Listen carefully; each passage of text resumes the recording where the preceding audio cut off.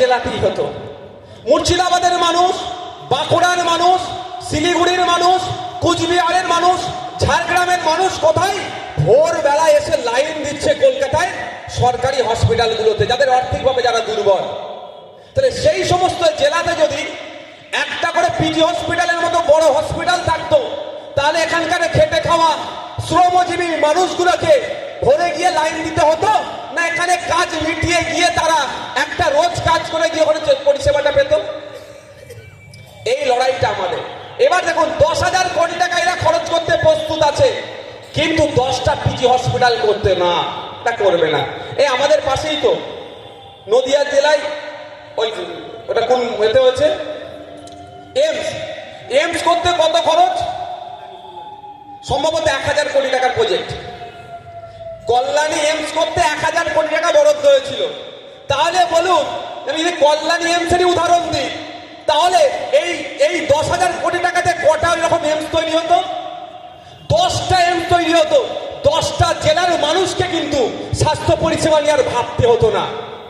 কিন্তু এটা না করে আপনাকে স্বাস্থ্যসাথী কার্ড দিচ্ছে, আপনার ব্লকের হসপিটালটাকে কেন উন্নত মানের করছে না? এর কারণটা কি? এইখানেই তো সমস্যা। এই কারণটা হচ্ছে, যদি ব্লক হসপিটালগুলোতে এক্সরে মেশিন থেকে শুরু করে যে সমস্ত ইকুইপমেন্ট গুলো আছে যদি ঠিকঠাক থাকে, তাহলে আর বেসরকারি হসপিটালে গিয়ে চিকিৎসা পরিষেবা কেউ নেবে? বড় লোকও নেবে না, গরিবও নেবে না। তাহলে বেসরকারি হসপিটালগুলোতে মাছি মারবে।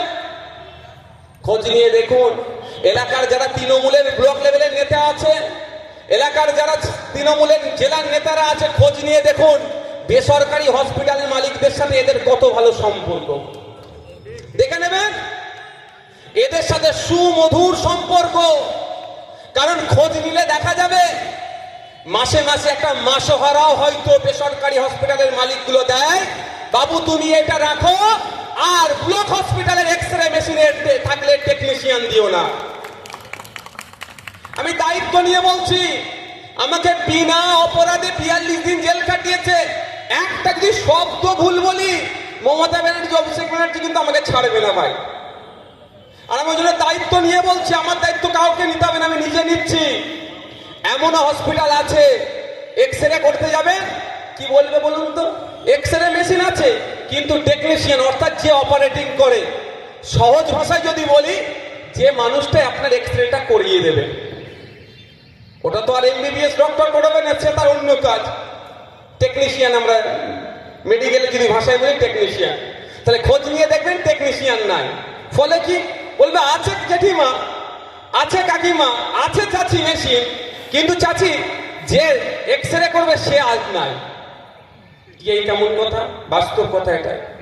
যদি টেকনিশিয়ান থাকে কি বলবে, মেশিন আছে, টেকনিশিয়ান আছে, প্রিন্ট করবে যে রিপোর্টটা বার হবে, সেই রিপোর্টের কাগজটা নাই। এক্সরে করে একটা প্লেট হয় না, সেই প্লেটও নাই। আমি দায়িত্ব নিয়ে বলছি, এগুলো কেন করে রেখেছে? যাতে আপনি সরকারি পরিষেবার মুখী না হয়ে বেসরকারিতে চলে যাবেন, টাকা আপনাকে ওখানে দিতে হবে।